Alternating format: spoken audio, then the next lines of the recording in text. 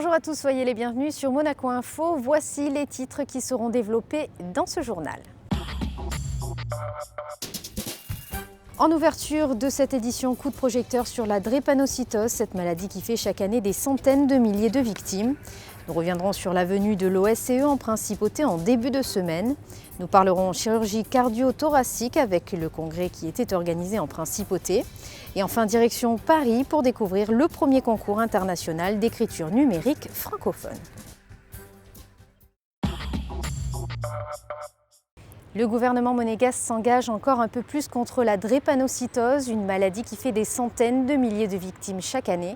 Un atelier de travail était organisé cette semaine. Élodie Messager vous en dit plus. C'est l'un des fléaux de ce siècle. La drépanocytose, première maladie génétique au monde, touche 120 millions d'individus. Aucun remède ne permet de guérir de cette pathologie. Cependant, une prise en charge médicale améliore considérablement la vie des malades. Reconnue comme priorité de santé publique par l'Organisation mondiale de la santé, c'est également un axe majeur d'intervention du gouvernement monégasque. C'est, je peux dire, le programme phare de la coopération internationale, puisque dès 2007, nous avons engagé des fonds dans cette perspective. On a commencé par le Mali, et puis ce programme a été étendu à 5 pays de l'Afrique saharienne. L'entière satisfaction démontre bien que le dispositif est efficace, mais qu'il convient de poursuivre, parce que dans ces domaines, malheureusement, rien n'est jamais terminé. L'intervention gouvernementale au Burkina Faso, Mali, Sénégal, Niger, en Mauritanie ou encore à Madagascar se traduit par la construction, l'équipement et l'appui au fonctionnement de centres nationaux de référence, le soutien aux associations drépanocytaires et l'accès au microcrédit pour les malades. La coopération internationale monégasque a récemment convié l'ensemble de ses partenaires à participer à des ateliers de travail. Objectif de ces échanges, renforcer la coopération entre professionnels de santé et associations à travers la création d'un réseau de drépanocytose. On voulait partir avec des pistes plus que concrètes, structurées. Pour la suite, avec 3 axes de travail, la partie réseau associatif, plaidoyer, outils de sensibilisation, la partie médicale, prise en charge de la maladie, avec l'amorce d'un guide transversal à nos 6 partenaires. Vous savez qu'on a 6 pays partenaires, que c'était pour eux cet atelier dans la lutte contre cette maladie. Et le 3e axe, c'était la recherche fondamentale et clinique pour faire avancer la maladie, puisque vous savez qu'aujourd'hui, hélas, à ce jour, il n'y a pas de guérison possible, sauf par greffe de moelle osseuse ou greffe de sang de cordon, ce qui reste une solution encore coûteuse et qu'on ne peut pas exploiter immédiatement. Donc toutes les nouvelles pistes de recherche pour soulager la douleur et les crises sont extrêmement importantes. Maladie de la douleur, la drépanocytose affecte la formation des globules rouges et conduit bien souvent à la stigmatisation et à l'exclusion sociale.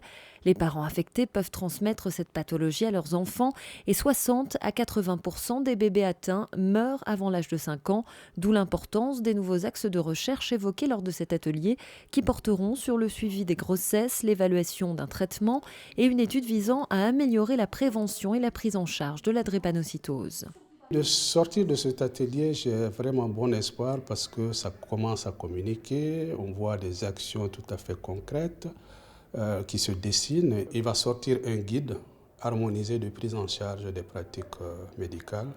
Ceci pourrait être extrêmement important pour essayer de décentraliser déjà la prise en charge à l'intérieur du pays. Ça, c'est côté prise en charge. Maintenant, côté recherche, on a des questions extrêmement importantes qui consiste finalement à redécrire l'histoire naturelle de la maladie sur des cohortes maintenant bien suivies. Et je pense dans un cadre transversal, c'est des études qui peuvent être concluantes à très court terme. Parmi les autres pistes de réflexion, la création de mutuelles de santé pour les drépanocytaires. Ces ateliers ont permis d'établir un agenda commun. Les axes de travail dégagés devront être finalisés d'ici 2 ans. La conférence méditerranéenne de l'OSCE vient de s'achever en Principauté, l'occasion pour nous de revenir sur les thèmes abordés et d'en savoir plus sur ses missions. Alors quel est le rôle que joue Monaco au sein de cette institution ou quelle est l'influence de l'OSCE? Élément de réponse avec Élodie Messager. Comment renforcer le rôle des femmes dans la société? Quel est l'impact socio-économique du trafic de main-d'œuvre ou encore comment lutter contre le financement du terrorisme? Voici les thèmes qui ont été abordés lors de la conférence méditerranéenne de l'OSCE qui s'est tenue à l'hôtel Méridien Beach Plaza en début de semaine. 2 jours de débats auxquels ont participé les représentants des 57 États membres de l'Organisation pour la coopération et la sécurité en Europe, une institution à laquelle la principauté a adhéré il y a un peu plus de 40 ans à l'initiative du prince Régnier III, une étape particulièrement marquante. C'est la première étape finalement qui a marqué l'indépendance, ou du moins la reconnaissance de l'indépendance de la principauté. Bon, au début, c'était évidemment assez clair, l'OSCE c'est la protection militaire et le but des pays qui en sont membres, ils sont 57 aujourd'hui, de maintenir un état de paix en Europe. Mais bien sûr, c'est le maintien de la paix chez soi, mais aussi autour de soi. Et la raison du groupe méditerranéen qui s'est réuni aujourd'hui, c'est effectivement que, malheureusement, dans les périodes actuelles, un risque potentiel de danger, pas forcément de guerre, mais de danger en tout cas, existe avec les pays du bord de la Méditerranée. Véritable forum où les États peuvent s'exprimer librement, ces conférences ont pour objectif de favoriser le dialogue politique et la négociation. En accueillant ces échanges, la principauté a démontré son engagement en matière de sécurité. En 2014, elle se verra d'ailleurs confier une mission importante. Nous allons prendre la présidence du Forum pour la coopération en matière de sécurité l'année prochaine, en 2014, et pendant 4 mois au sein d'une troïka qui, elle, durera sur l'année, va nous permettre donc d'être à la tête d'une des institutions les plus politiques finalement de l'OSCE, puisqu'elle traite de la sécurité militaire. Alors il est vrai que pour Monaco c'est un exercice très particulier, puisque ce n'est pas un domaine auquel nous sommes rompus, loin de là, mais c'est quand même, malgré tout, et c'est là où je pense que c'est intéressant, c'est vraiment la démonstration que Monaco, au plan international, a les capacités d'un grand pays. Cette responsabilité sera l'occasion pour Monaco d'accroître sa visibilité et son rayonnement sur la scène internationale et de nouer des contacts de haut niveau. La principauté a accueilli des chirurgiens pour un congrès international unique au monde de chirurgie cardio-thoracique. Les médecins ont participé à des conférences et ont pu assister à une opération en direct du Fairmont Hotel. Les détails de Léa Bellante. Elles étaient 250 personnes à se réunir pour apprendre et partager leur savoir. Pendant 3 jours, des chirurgiens cardio-thoraciques internationaux ont pu suivre des conférences et des débats dirigés par de grands professeurs. Ce cours, qui existe depuis 12 ans, rencontre toujours le même succès. Il a permis de former plus de 2500 chirurgiens du monde entier. Les conférences dirigées par le professeur Dreyfus permettent aujourd'hui de répondre à des questions essentielles. Comment établir un diagnostic ? Quand faut-il opérer et suivant quelle stratégie ? Comment gérer les cas particulièrement difficiles et les pathologies rares ? Le but de ce cours, c'est que des gens qui sont des chirurgiens confirmés dans leur pays puissent venir acquérir des connaissances supplémentaires qui peuvent leur manquer et qu'ils ne peuvent pas avoir dans les congrès classiques, parce que les congrès classiques, c'est des présentations scientifiques de 8 minutes maintenant, avec 2 minutes de questions, et où les gens ont peur de poser des questions, parce qu'ils ont peur de poser une question bête, ou bien ils n'ont pas le temps. Et de toutes les façons, on ne peut pas approfondir les sujets, on peut pas. Donc ici, là, ils ont 3 jours où ils ont le temps. On va leur montrer vraiment la réalité, la vraie vie. Pour que ces cours deviennent vraiment une réalité, les experts ont décidé de retransmettre en direct du bloc cette opération cardiaque sur des patients devant les 250 chirurgiens présents dans la salle de conférence. 3 grands spécialistes ont répondu instantanément aux questions des participants. Objectif, montrer les différentes techniques chirurgicales et expliquer précisément chaque geste. Le coût de ce congrès représente 1,5 million d'euros quand même. Il faut déplacer des gens, il y a des professionnels qui sont avec des caméras, qui sont au bloc opératoire, ils ont une régie de retransmission ici, ils passent par le système câblé de Monaco qui est assez favorable pour ce genre de congrès parce que vous avez les fibres optiques et que les fibres optiques sont donc directement reliées à Monaco, donc il n'y a pas besoin de passer par des satellites. Donc la qualité de la transmission de l'image qui est en 3D et qui est en HD est excellente. Depuis 4 ans, c'est à Monaco que se tient ce congrès international destiné aux chirurgiens cardio-thoraciques. La principauté défend l'attractivité médicale sur son territoire en misant sur le tourisme de santé haut de gamme. Les femmes leaders de Monaco organisent le premier concours international d'écriture numérique francophone. L'objectif consiste à sensibiliser les enfants sur l'égalité entre filles et garçons. Une conférence de presse était organisée à Paris ce mardi pour présenter l'opération. Un reportage de François Chantré. Nous sommes à Paris, boulevard Suchet, à l'ambassade de Monaco en France. C'est la présentation à la presse du premier concours international d'écriture numérique francophone pour les enfants.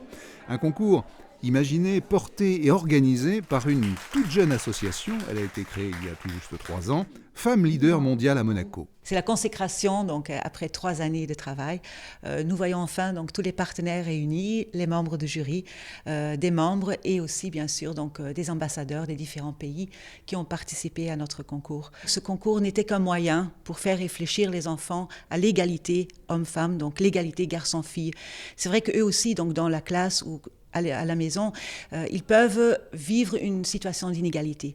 Alors on a voulu faire réfléchir ces enfants à cette situation parce que si on veut changer les mentalités, il faut commencer dès le plus jeune âge. Et pour nous, éduquer, ça permet de changer les mentalités.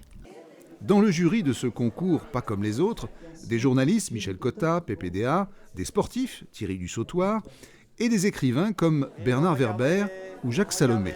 J'ai été ébloui, vraiment ébloui, dans le sens où je me suis senti rejoint au niveau du cœur, au niveau de l'imaginaire. Et c'est la vertu des contes, de faire danser nos neurones, de nous projeter comme ça dans un avenir. Et j'ai trouvé vraiment d'abord une écriture belle, à la fois simple, puis avec des ramifications profondes.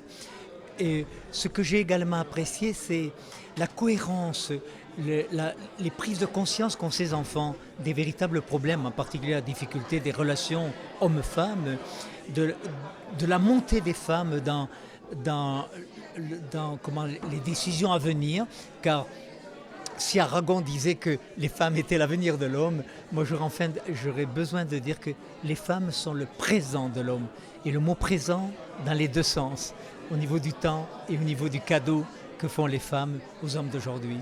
C'est au mois de mars prochain, le 20 mars, à Monaco, que les lauréats de ce concours au cœur des mots seront honorés. Tous les participants, des enfants de 10 à 13 ans de 19 pays, recevront un cadeau, des livres bien sûr, un témoignage de la vitalité de la francophonie à travers le monde.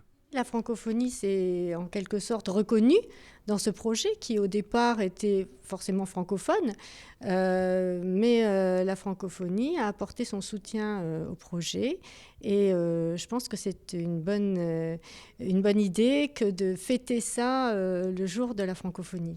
Ça a suscité vraiment mon intérêt pour ce projet qui est un projet magnifique, qui est non seulement un projet qui met en exergue toutes les valeurs sur lesquelles que nous partageons, mais aussi un projet qui est très spécial parce qu'il touche au cœur du quotidien des enfants sur place et qui leur offre aussi une plateforme de communication qui est très importante. Le Code Sport fête son premier anniversaire. Le bimestriel gratuit dédié à l'actualité sportive de la Principauté a fait sa place en une année dans le paysage médiatique monégasque. Une soirée était organisée pour l'occasion. Le souverain et de nombreuses personnalités avaient fait le déplacement. Et avant de terminer, faisons un point météo des prochains jours. Jeudi, du soleil au programme avec quelques nuages et des températures qui iront de 16 à 20 degrés. Vendredi, un temps inchangé avec très peu de vent et une maximale de 21 degrés.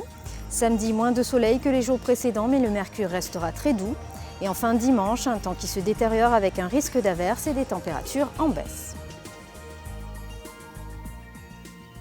C'est la fin de cette édition. Merci de l'avoir suivi. À présent, retrouvez Christine Datomel qui vous propose un magazine découverte. À très bientôt sur Monaco Info.